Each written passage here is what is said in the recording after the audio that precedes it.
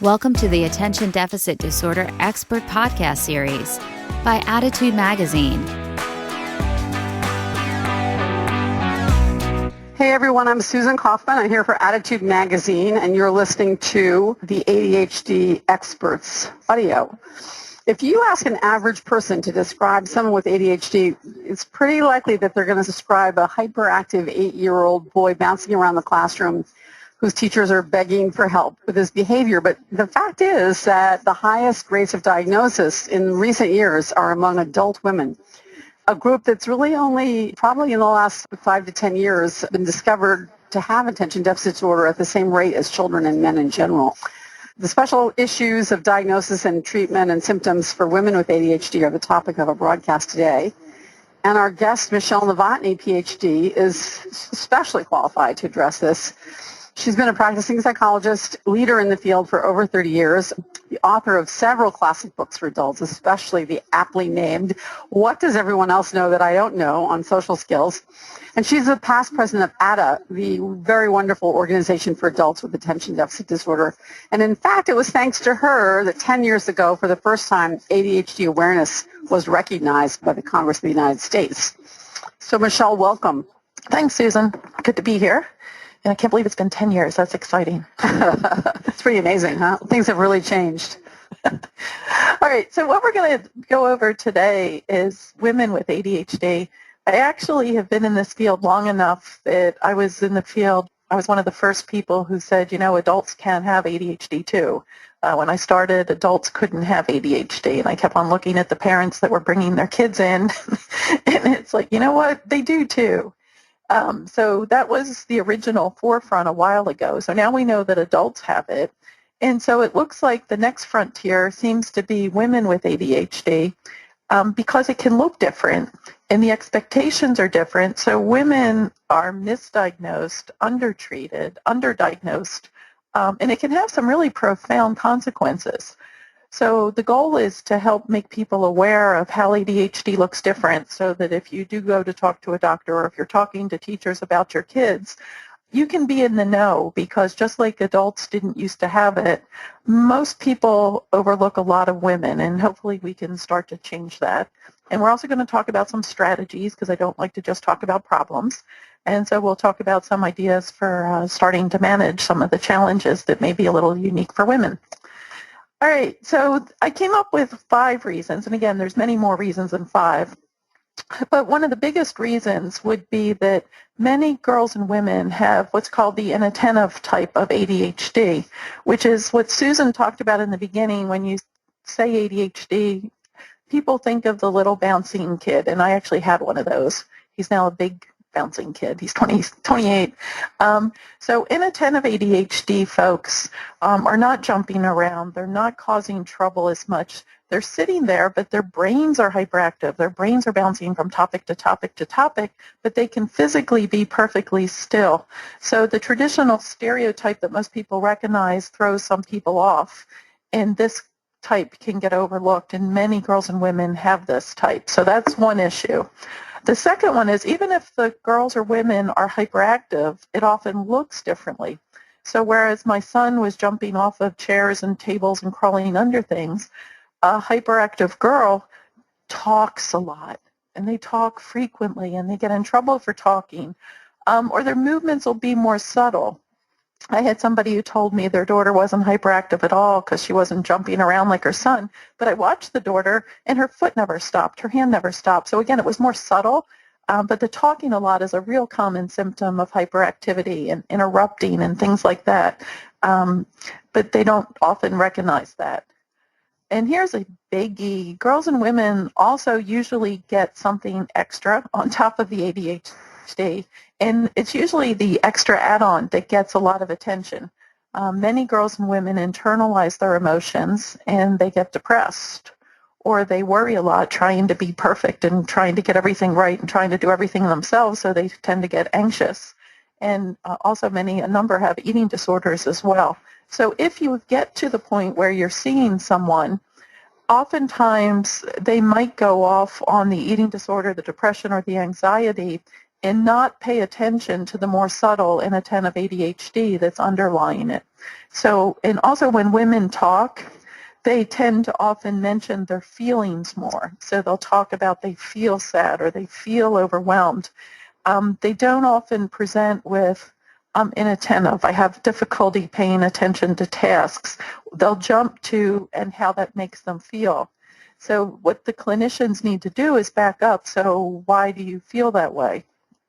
I had one person who said, she was always worried that she was going to forget something, that she would forget her child or forget a pot on the stove. And, so she presented as anxious.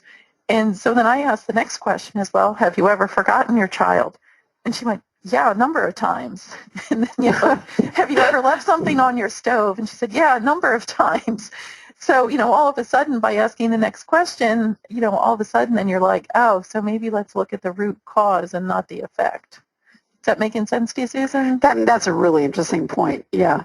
It wasn't just worried about it.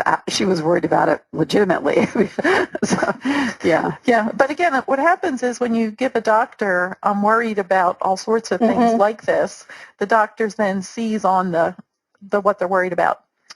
Also, girls and women are better socialized than men or boys a lot of times. And so it's more uncommon to have a girl or a woman act out, not impossible by any means. But so again, if you're in a school setting, for instance, the boys are going to be more disruptive than the girls, and especially if you're inattentive, because you're not really bothering anybody if you're sitting there in your own head jumping all around. But if you're talking a lot or pushing or shoving and making noises, then you're going to get attention. And so that's why we're able to catch so many of the hyperactive people, is because they're disruptive, and the inattentive, quieter ones tend to not be. And finally, unfortunately, society tends to have some lower expectations sometimes for women in terms of what they're capable of or what they should do. So, if you have a hard time reading through a manual, people will say, oh, well, you're a woman, that's hard for you. Or if you're in math class and you're in sixth grade and you're having a difficulty with the details, they'll go, oh, well, math is hard. So again, we've made a lot of gains in society in terms of what can be expected, but there's still that, oh, yeah, women are like that. Or I know, like, some people get called space cadets, and it's like, oh, she's just ditzy, or oh, she's just a blonde, oh, she's just this. And they tend to dismiss a lot of the symptoms. And they have done research studies that I find to be quite interesting, where they have a male name and a female name in the exact same situation. And unfortunately, even in this day, they tend to find that the male must significantly have a problem and the female's fine. So again, sex does make a difference. All right, so then we also have the difference of the challenges. And for women, society seems to have deemed that we're supposed to be a working professional, we're supposed to be a good friend, we're supposed to be a good mother, we're supposed to be a wonderful spouse and partner, and we're supposed to take care of all the social obligations of our family, and we're supposed to cook meals. I keep on thinking of the old Anjali commercial. It's where, they bring home the bacon and fry it up in the pan, and then they put on this lovely evening gown. I'm a woman. It's like, I don't know who did that and who thinks that. So again, there's these like superhuman roles that women are supposed to do. And then on top of that, women aren't supposed to ask for help. It's bad if you don't do it yourself. So again, I think if we look at expectations, like a man isn't supposed to clean a house if he's home alone. Of course, he could use a cleaning service if he had the means. Or if his house was messy, it would be, oh, it's okay. But if a woman does it, oh, they're a bad housekeeper, they're a bad person, and it just moralizes the whole thing. So society's expectations are a problem here. And the women's ideas that they have to be perfect and they have to do it all themselves just makes the addition of ADHD a living nightmare in many cases. Did you have anything to add to that one, Susan? No, I think you're right. I mean, I think that the expectations are difficult for any woman, whether they have ADHD or not, and then you add ADHD on top of it, and it gets, very tough. Yeah. All right, I guess that's why there's so many people coming to this webinar. Exactly. 800 and counting, right? All right.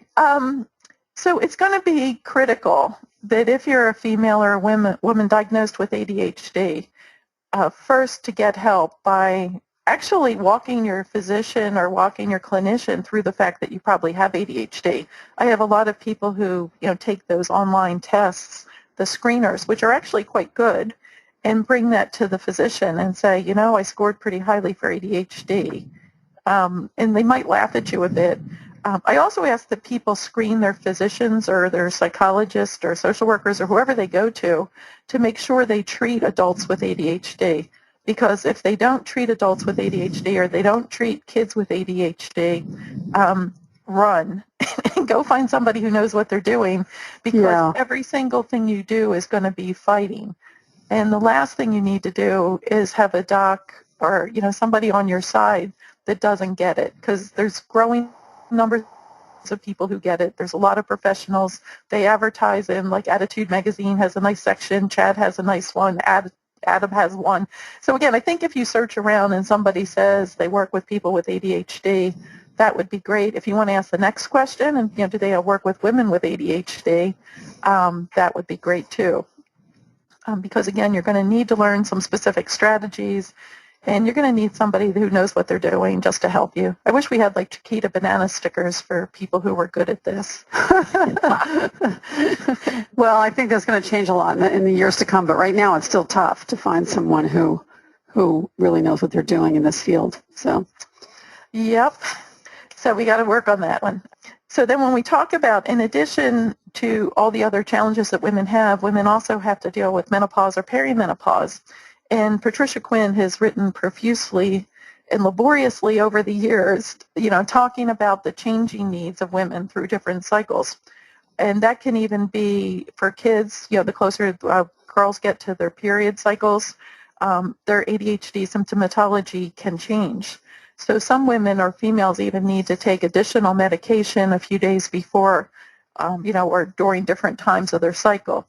So it's going to be important to also pay attention to fluctuating ADHD symptoms. And if you notice that your symptoms or your daughter's symptoms fluctuate at different times of the month, it would be really good to talk to, again, a doctor who knows what they're talking about, because some of the physicians do alter medication regimes if medication is, what's being used, or some people need to use other coping strategies and really beef those up during those particular times. So hormones can create all sorts of interesting ramifications on ADHD. All right, so we're going to talk about a couple of the treatment ideas, and then I understand there's a lot of questions, and we're going to spend a lot of time talking about questions. So for dealing with women, one of the strategies I use all the time when I coach people would be what I call backward planning. And backward planning is something that's really helpful, say, for instance, when you're doing cooking, because you'd be shocked at how many executive functioning skills cooking has. You actually have to come up with an idea of what you want ahead of time. You have to make sure you have the ingredients on hand. And then you have to make sure that you actually put the ingredients in the item that you were preparing and, put it in early enough and just go, just all the way through the whole process. So cooking is actually difficult, and that's one of the books I've been working on. Well, actually, I haven't been working on it for the past 2 years, but I started it 2 years ago, and hopefully I'll get it finished. But for instance, if you wanted to put a dinner on the table at 6 o'clock and it's going to take an hour to cook something, then that it had to be in there by 5 at the latest to be ready at 6. And then if you knew you had to cook peas, but they only cook 10 minutes, you have to know when to put those in. Or even getting out the door in time in the morning. I don't know how many people think they know how long it takes them to get showered and dressed. But if you ever run late, and I have known a couple people with ADHD who have been late, oftentimes people miscalculate how long their shower actually takes or how long it takes to get dressed. And so I have them time themselves and actually use a watch. Okay, you start now, take your shower, get dressed, and let's see how it goes. All right, Susan, you're laughing. No, I just think it's this funny idea. You have a few people who have been late on occasion. Yep. And so then also, like for being on time to someplace, most people with ADHD, if something is at 1 o'clock, they plan to be there at 1.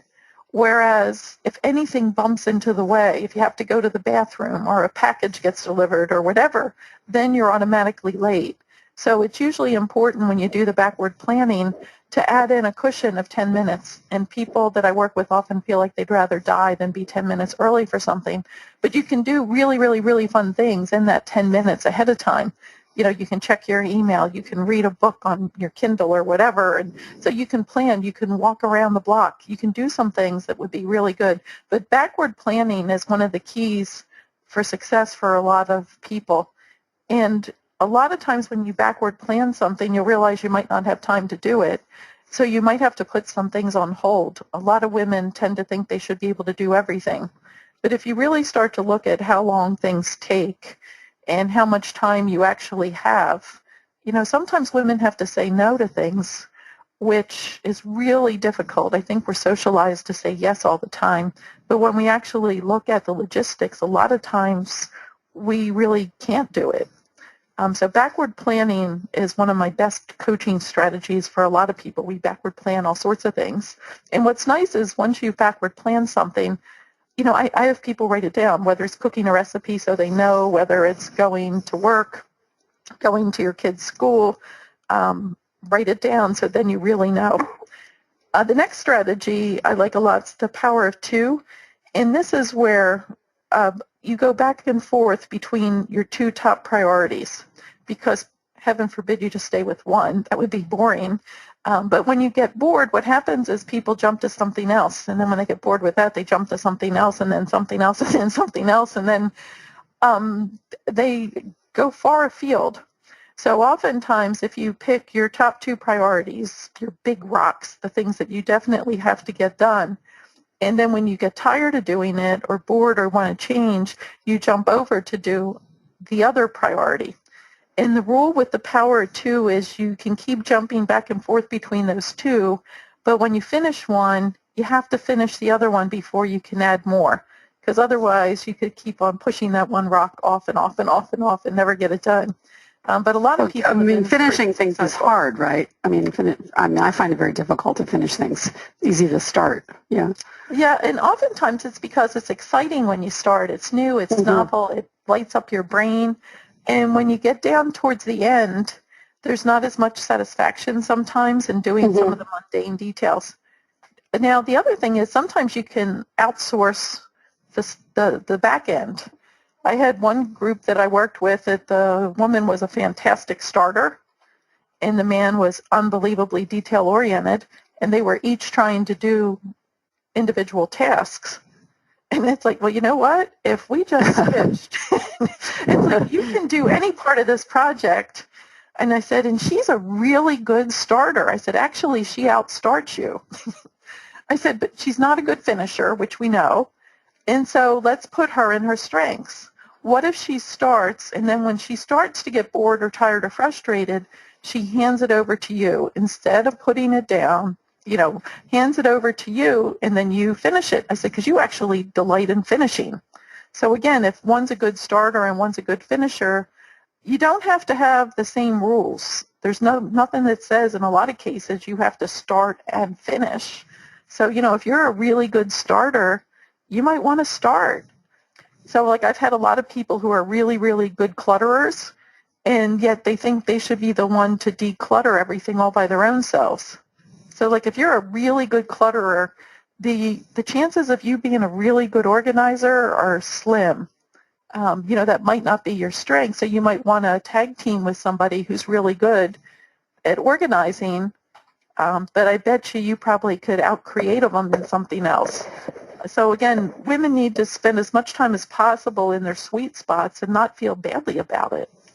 All right, the last one on here under strategies was the parking lots. And if you think about a trip to the airport, they have the drop-off parking for the things that are urgent where you just drop somebody right off. And then they have short-term parking where you're going to go if you're just going to be there for a little bit and pick up somebody or drop somebody off. And then they have long-term parking. And when we think about our goals and our priorities and what we're going to do every day, it's important for you to decide what's in your drop-off, what's urgent that has to be done. And I would make that one of your power of two things. And if you have two urgent things, again, you might want to put those as your power of two till you knock them off. And then your short-term ones are the things that you have to do in the near future. And then the long-term parking lot needs to be all the other wonderful ideas that you have of things you want to do. And it's amazing, especially if a woman tries to start their list of things or starts to work on something, your head is going to go swimming with a million other ideas of things. Write them down and then figure which ones do you want to put on your power of two. Which ones do you want to get done, cross off, or must you cross off now? And sometimes if you're having a really, really, really hard time doing that, you might want to have a body double, which is somebody standing over you or sitting with you while you do it. I almost had to have my husband do that with our taxes. They're due tomorrow. And I was really having a hard time getting the last of those papers together. So he was cute. He's like, do you want me to sit with you while you do it? And it's like, maybe. So I got it done. But I've had a number of clients where, say, they wanted to clean out their closet and get it organized. They really didn't need somebody to help them. They just really did want to do it. But when they had a friend come over and do it with them, they were able to stay on track better. So those are just some ideas. But again, the first obstacle that women have to get over would be it's okay to get somebody to help you. Well, actually, there's a couple. You don't have to do everything that everybody says. You can say no, and you can have help. And it's okay to have help. And actually, it's smart to have help. Again, if you're doing something that you're not good at, the chances of you being happy are pretty slim. Michele, do you find that women with ADHD not only have a hard time accepting getting help, but also have a hard time working with people who would help them? I mean, not knowing really how to go about it or let go of some pieces, and to get help, you have to delegate pieces too. Yeah, you have to feel comfortable with the person. It has to be the right kind of help too, because in fact, I've gotten into arguments with a number of organizers who were telling me how they were going to help all the women with ADHD organize their houses. And it's like, but no, their brain doesn't work that way. They want it by color. And they said, no, we're going to put them in files with labels. And I said, but no, they want where they will stay until they die, right? Yeah. It's like, no, let's have pink files and pink tablets to go with this project, and let's have yellow ones that go with this one. And then they want to put them in a file box, which for some clients is the black hole of death. And exactly. It's like, well, no, let's put stackers up. I said, a lot of the people I work with are visual, and they'll know that a paper is in the middle of the file, close to the blue paper. I said, let's work with the way their brain works to help them. So you have to make sure you have the right helper, and you have to be willing to admit that you're not perfect. Here's the trick. Everybody is not perfect. Exactly. Yeah. Well, those are really helpful. Michele, people are saying how helpful these little strategies are, including a man who said, these work for me too. I'm not a woman. Backward planning, power of two, and parking lots. That makes a lot of sense. Should I just jump in with some questions? Or I don't want to cut you off. Go ahead. Yeah, no, that's good, because then otherwise the other treatment ideas are exercise, physical activity, and one of the biggest problems, exercise is really good for depression, anxiety, and ADHD, and a number of other things. But a lot of women don't make time for themselves to do that. They feel like it's a luxury, and it actually makes you more effective and efficient, and so does eating lunch. A lot of people work through lunch to catch up, quote unquote, but the research is pretty clear that the people who take a break, eat something, walk around the block, whatever, and come back actually outperform the people who sat at their desk all day long. So if you want to be effective and efficient, you really need to exercise, and you really need to take breaks for lunch. And again, that's difficult for many women to do. And medication can make a big difference. And a lot of women also don't go for optimal medication regime. If something's a little bit better, they tend to stop. And so, I'd encourage you to be assertive and say, well, let's try the next dose, or let's try and see if something else could be better. Because you never know, and you always can go back to what you were on. And if the doctor said, well, we're going to treat you for depression first, it's like, but I'm depressed because I'm not doing stuff. Could we go back? So again, just be assertive with taking control of your treatment, because nobody's going to be more impacted and nobody's going to care more about you than you. So that's going to be really important. All right, so let's rip some questions, Susan. That's great. Can we just dial all the way back? A couple of people, we don't have to spend a lot of time on this question, but are really wondering why, do we know why women are more likely to have inattentive ADD? Do we know what the gender difference is about? I'm not sure we do, really. I mean, the biology of it, I guess, Well, that's actually quite an interesting area of ADHD research, and Stephen Henshaw has done an awful lot in that area. And it's possible that women actually have the same amount of ADHD as men, and it's just that it looks in a different form, so it hasn't been picked up, so there could be equal pieces. Right. And personally, this is going to be the next frontier, and we're not there yet, but the inattentive guys, I think there's a whole groundswell. I mean, we're working on the women and girls with ADHD, but I've seen an awful lot of the inattentive guys who don't get picked up, too. I'm sure that's true. Yeah. Yeah. So, I mean, it really comes down to, there's a question that someone asks is, if you don't have the H, the hyperactivity, I guess 2 points. I mean, you sort of raised, and I've heard this before, that maybe the H is there, but it's just under behaving differently. It's maybe twitching or doodling, or maybe the H isn't. So maybe there isn't such a big difference between these two. I guess that's one question or point. And also then, is the treatment different? People are asking that. If women are more likely to have inattentive rather than hyperactive, is that salient from a treatment perspective? Not really. Right. Okay. So, and I'm not sure that women have.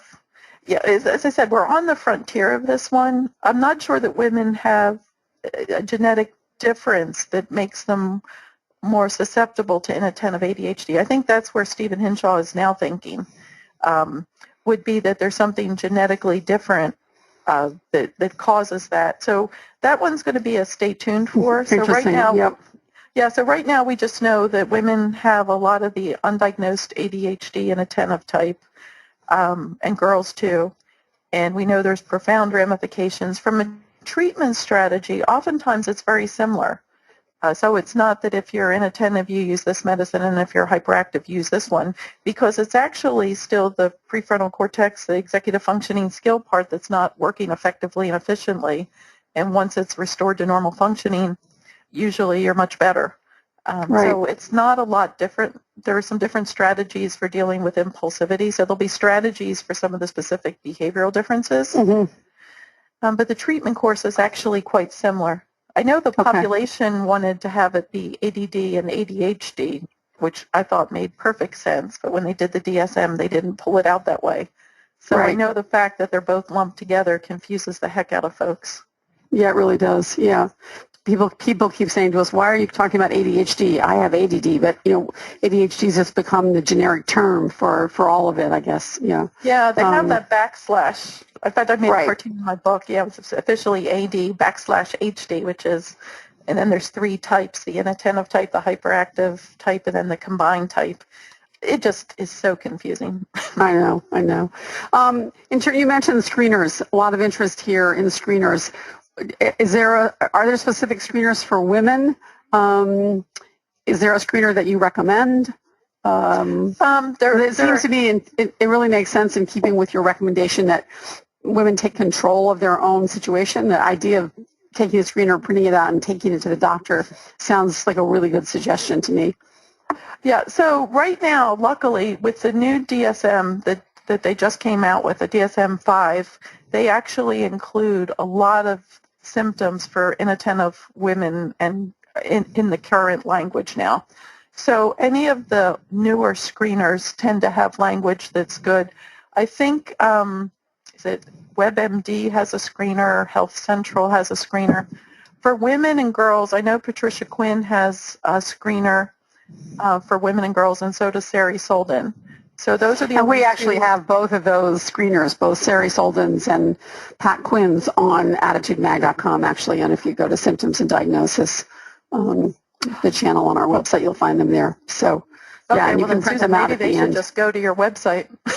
Either way, I mean, both of the Pat Quinn and Sarah have great websites too. So whatever, but yeah, I do think it's a really helpful way to go.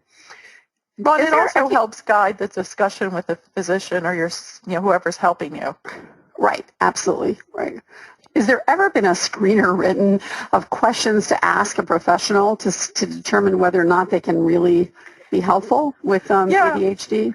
Actually, believe it or not, my first book, Adult ADD, that's now Adult ADHD, I had a screener for your doctors. Ooh, Michele, that's a great. That would be great. Maybe we should We should. Yeah.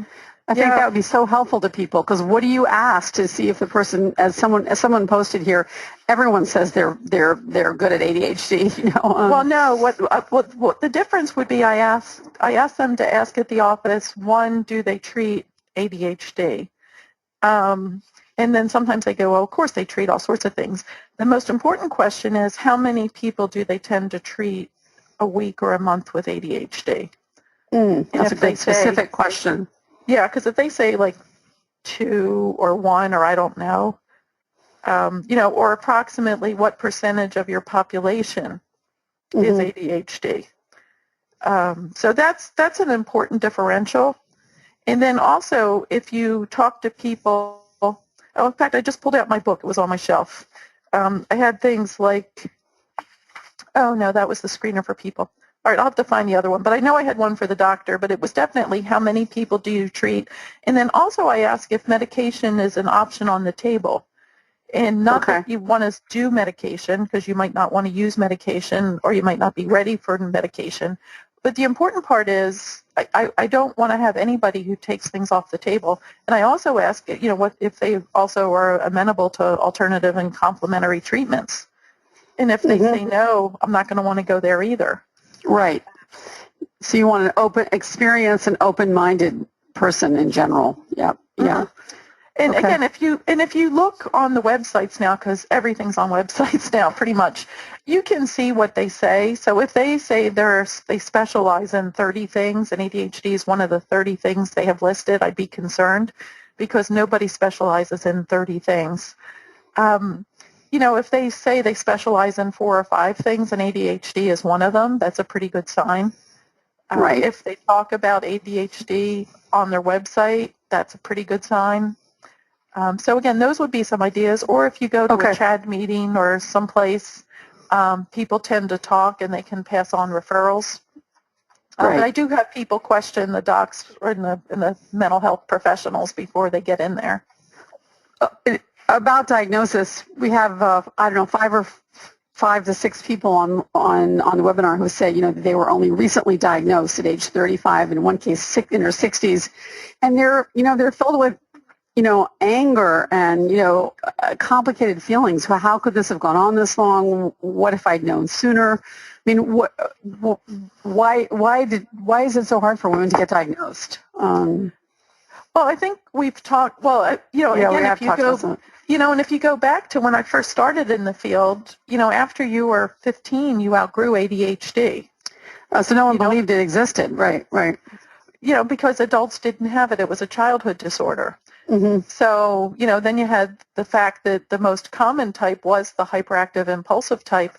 And again, most clinicians diagnose based on we call it the DSM, the diagnostic manual. And that's, you're supposed to have these symptoms. And if we look at the initial symptoms, they were the hyperactive 8-year-old boy symptoms. And girls didn't look like that. So my son with hyperactivity looked like that. But, other people don't look like that. And so it often didn't fit the diagnostic criteria. So early on in my career, I was going way off the DSM and, diagnosing people with ADHD, not otherwise specified because they didn't meet the traditional criteria. Actually, this is just a cute aside. Stephen Copps actually almost had his medical license under review for prescribing outside his field, because he was one of the first people. He was a pediatrician, and he was treating adults with ADHD wonderfully, and he was writing the first book on medication management. But yeah, I had to write a letter to him when I was president of ADA saying that, no, he's definitely a pioneer in the field. He's not Right. outside Don't take his away area his of license. expertise. Yeah, he's creating the field of expertise. So I think, if you look back, people didn't know. In fact, Right. if you even survey people now, a lot of the school teachers, if they don't see the traditional ADHD, they tend to think that, oh, they're just making it up. They just want special treatment, or, everybody has ADHD now. So again, there's a lot of scoffing, which is why we have things like Awareness Day. And I know you guys do a great job with your myths and things, because people still have a hard time sometimes believing it exists, believing that it's serious.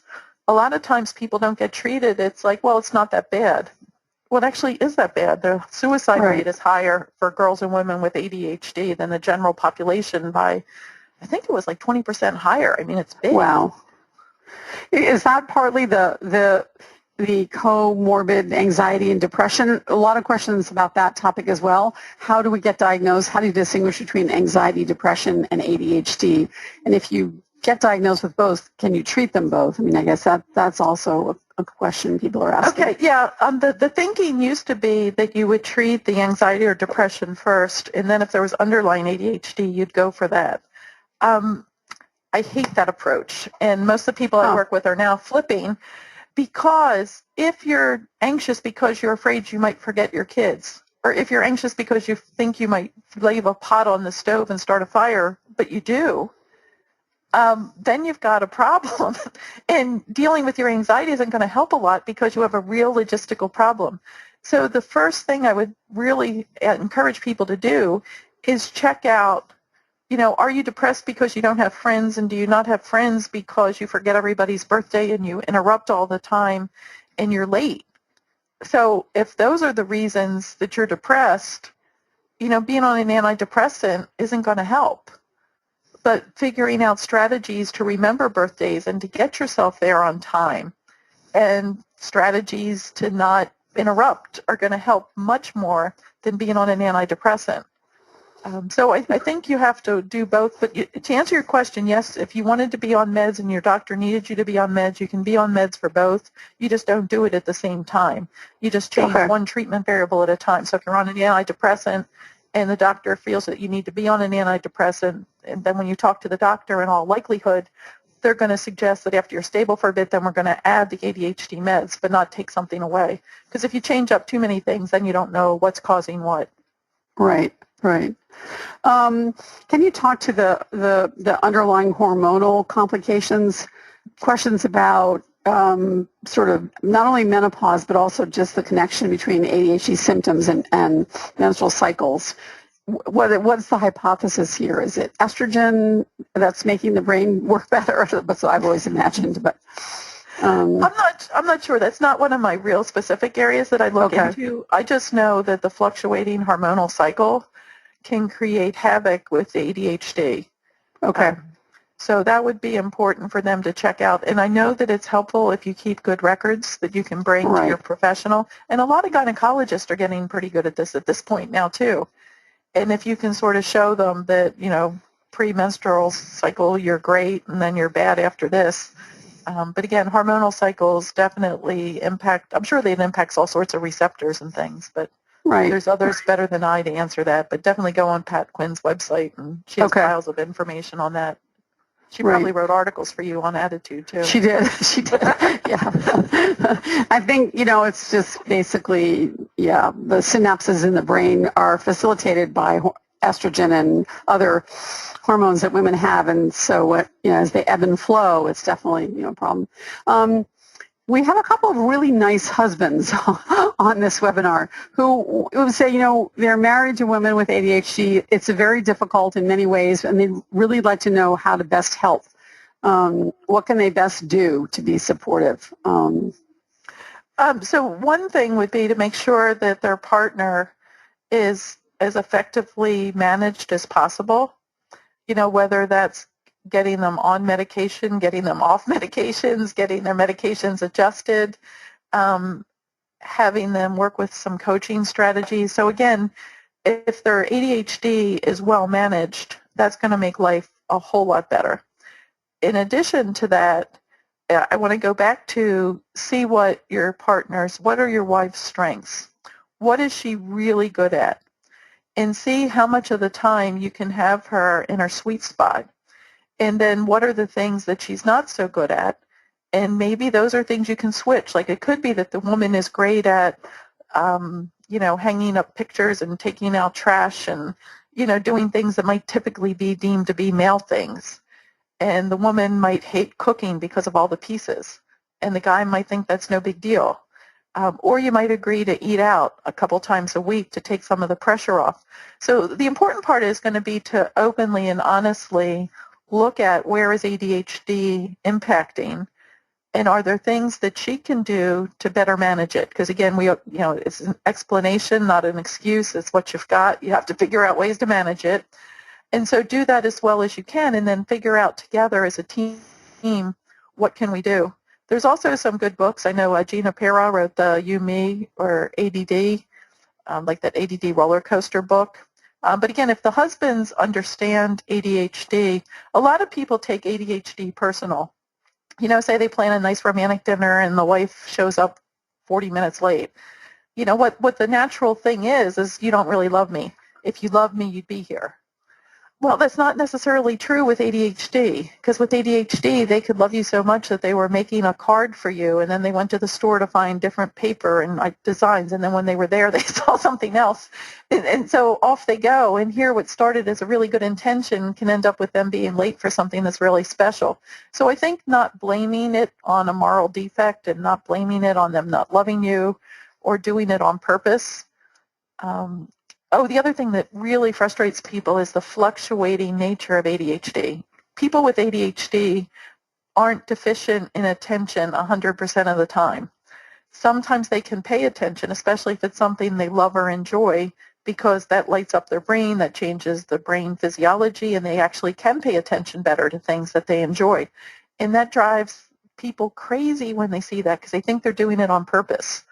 So I think the more you can educate yourself about ADHD and understand that it's physiological, it's brain-based. We actually know there's genes involved. We know there's neurotransmitters, receptors involved. I mean, it's real, it's physical, just like a broken arm. But you can imagine how freaked out people would be if you had a cast on and then you took it off and were playing baseball and then you put your cast back on.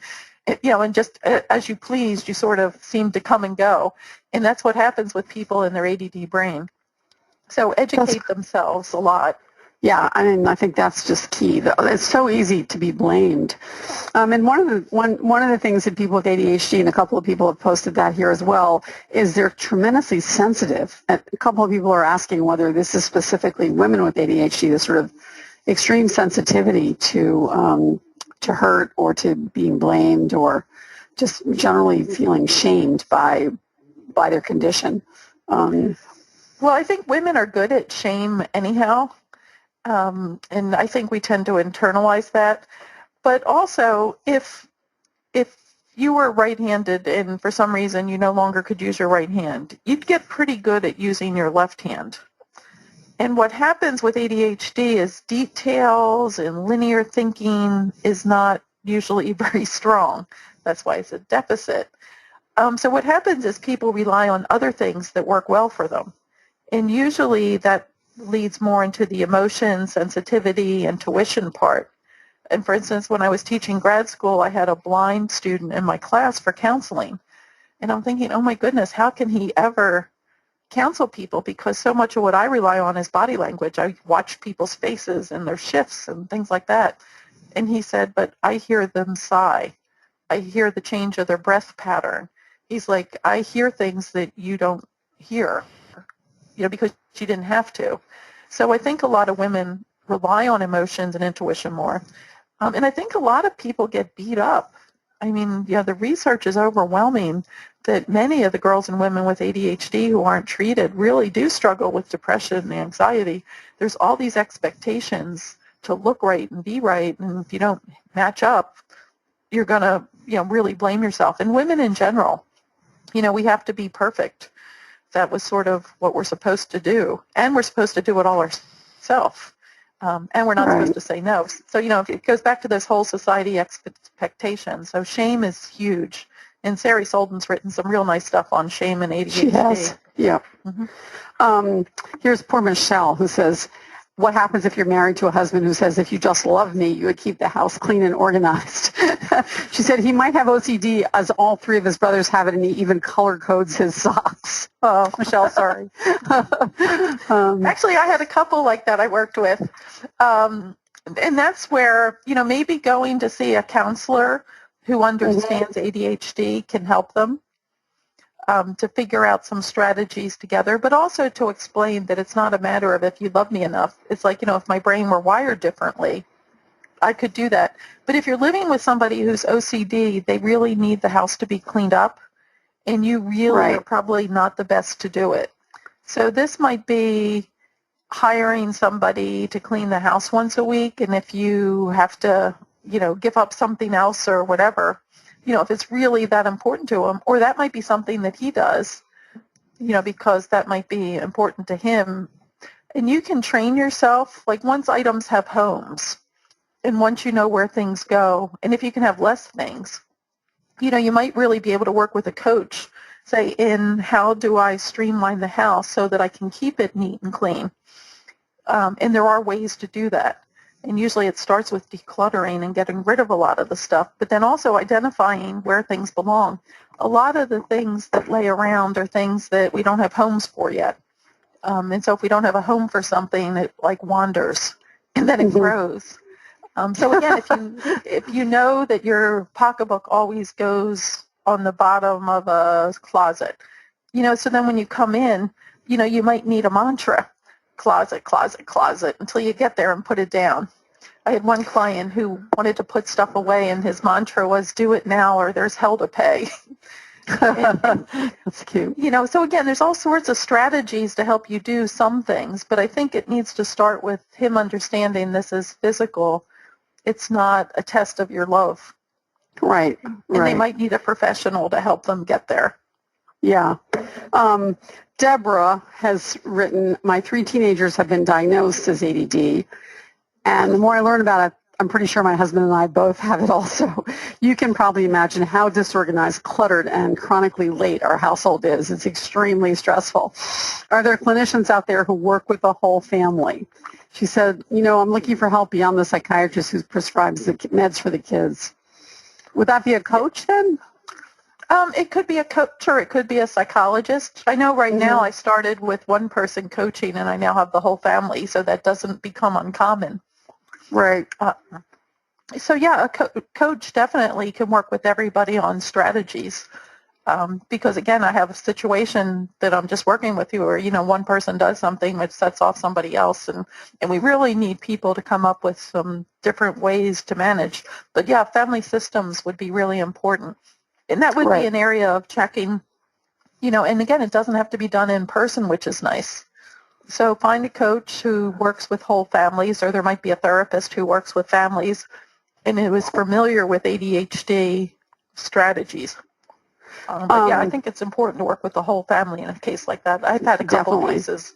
Now, the one thing that's good with a situation like that, and that maybe it's true for her too, is usually there's not a lot of shame. The one family I had where both parents had it and the kids, they said, I hear you talking about all the shame and the blame. She said, well, we don't have that. It's our whole family, right?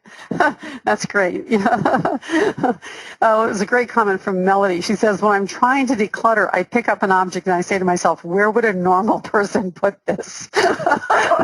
She said, I don't have an answer because most normal people wouldn't have what I have. So yeah, that's, I think a lot of us have that feeling about all this stuff.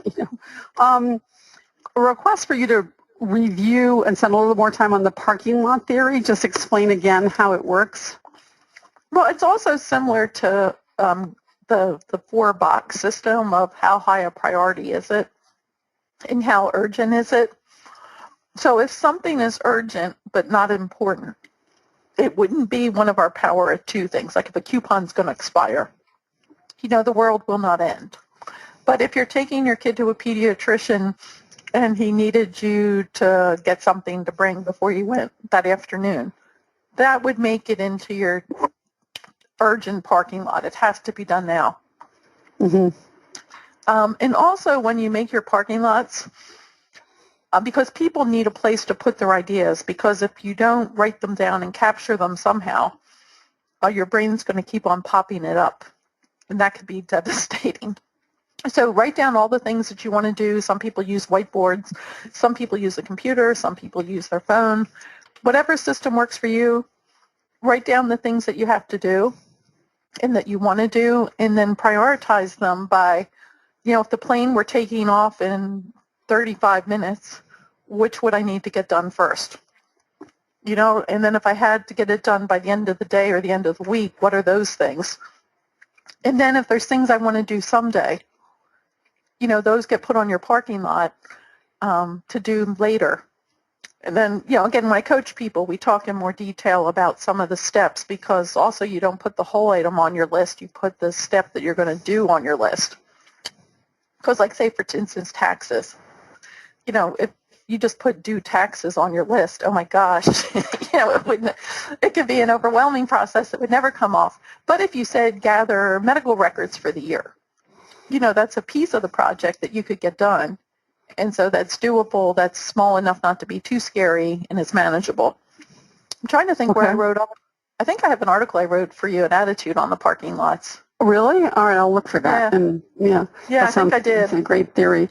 Can we talk about friendship issues? There's some very sad, people who are posting on the webinar about, difficulty retaining friends. Sarah says, I've had a lot of trouble keeping friends. Over time, I feel like they just get tired of me. I'm overly affectionate. And another person says, my daughter just talks nonstop. We can't get her to stop, and it's really off-putting to people. I know you've written a whole book on this topic, but so it may be hard just to come up with a few resources, but any thoughts on the friendship issue? Because it is very lonely, for people. Well, I mean, it's in my whole career, the thing that broke my heart more than anything is when our phone wasn't ringing and nobody wanted to play with my son. Right.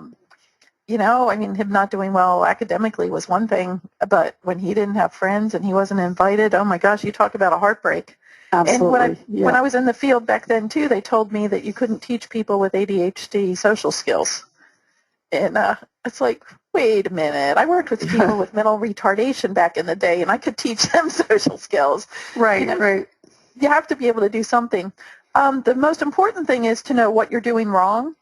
And I have that Novotni social skills checklist. It's on my website. It's on a lot of places.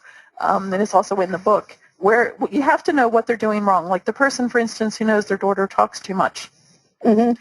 The important part would be, maybe to try some of the strategies for not talking so much. And some quick ones would be things like asking the other person 2 questions before you start, so that at least you look like you're having the give and take. Also, if you put your tongue on the top of your mouth, behind your front teeth, it actually slows you down a bit. Wow. I've had people, that's where the, hold your tongue comes from. It actually does physiologically slow you down. I've had people put little vibrating phones or watches on and have it set for every minute. And if they're still talking when it goes off, they have to throw the ball and ask somebody else a question. So again, there's some ways to train them. And if that's not working, then they might actually need medication to help them, because again, ADHD is physiologically based. So again, we can control it to an extent, but they might need some medication management. Or the other thing might be some physical activity before they go to socialize. I had one guy that used to run around the house 5 times, and that just helped him settle down some beforehand. But social problems are huge. And a lot of the people who, get into serious depression and things like that are because of social relationships. And unfortunately, women and girls have different requirements for socializing than guys. Guys can go out and parallel play, and it's fine, whether they're 10 or whether they're 50 and playing golf or watching a game. They can sit beside each other and not talk, and they've socialized. Girls, if you don't notice that I got my hair cut, it's like you must not love me. And didn't you notice I got new shoes? And, so if you don't notice some of the nuances, it's interpreted as a social failure because you weren't really paying attention to them. Or again, if you miss a guy's birthday and you're a guy, it's no big deal. If you're a female and you miss somebody's birthday, it's awful. So the first thing would be to find out what it is you do and then work with somebody, or again, the what does everybody else know that I don't has a lot of strategies in it. And, work and figure out, can you do some strategies? And if you can't do some strategies, then you might want to work with a professional in more detail. I actually had people that I used to trail. I used to go out with them to a social situation and just sort of be near them and watch them. It's like, yeah, I can see what you're doing if they don't know. Oh, interesting. Yeah, so again, it's important to know what you're doing, and again, to really work on strategies. It sounds like if you don't know what you're working on, it'd be very difficult to change things, right? I mean, yeah, because in fact, like Jared used to talk too much all the time. And even when he was on medication, it still didn't help him. That was just an area that he really struggled in. So what we did with him is say to the other person, look, I have ADHD. Sometimes I talk too much. If I'm talking too much, just tell me to shut up, and I will. And I told Jared, the rule with that is, and then when they tell you, even if you think you're not, you have to shut up at that point in time. Right. But once he put it out there that he knows it's a problem, he doesn't want to do it, he doesn't intend to do it, then you take away that whole moral thing about it. And people would tell him to shut up sometimes. They're like, Jared? He's like, am I talking too much? They go, yep. And then sometimes he would go, really? And if I was nearby, I'd give him the evil eye. You bet. Too much talking, right? Yeah. Yeah. But so again, and sometimes that's another strategy, is if somebody will cue you, to let you know. I've had people in business meetings, ask somebody to watch them and see what they're doing, or, to give them feedback. Because you have to know what you're doing, and you have to know when you're doing it so that you can stop. Right. And then there's always medication, which helps give you that moment to think first oftentimes. Yeah. Michele, this has been so interesting and so helpful. We're out of time. Do you have any last thoughts for the women and the few men who are dialed in to this webinar? Well, fortunately, ADHD is real. ADHD in women is, I think, our next frontier that's finally getting recognized. There's going to be some blips in the system as people try to figure things out. But for any of you out there, I think be persistent. If what you're doing isn't working, find somebody else to help you. Find some other strategies, because ADHD can be managed. And if it's ADHD and something else, that's okay. That can be managed too. But make sure you have people on your team who are really good at helping you. And if they're not, you might have to go someplace else. Again, with today's world, with people being coached from people all over the world, you're not limited by where you live to get help anymore. And there's lots of good books, lots of good material. But be persistent. And for women, it's like, be assertive and really speak up if you're not being well taken care of, because you're important. And I think the world needs your ideas, your passion, your insight. And you don't have to be Superwoman. Thank you, Michele. Thank you, everyone, for being here today. And go out and be assertive, be persistent. Thanks, everyone. For more Attitude podcasts and information on living well with attention deficit, visit attitudemag.com. That's ADDITUDEMAG.com. You've worked hard for what you have. Your money, your assets, your 401k, and home. Isn't it all worth protecting? Nearly 1 in 4 consumers have been a victim of identity theft. LifeLock Ultimate Plus helps protect your finances with up to $3 million in reimbursement. LifeLock alerts you to identity threats you might miss. And if your identity is stolen, your dedicated U.S.-based restoration specialist will work to fix it. Let LifeLock help protect what you've worked so hard for. Save 25% off your first year on LifeLock Ultimate Plus at LifeLock.com/aware. Terms apply.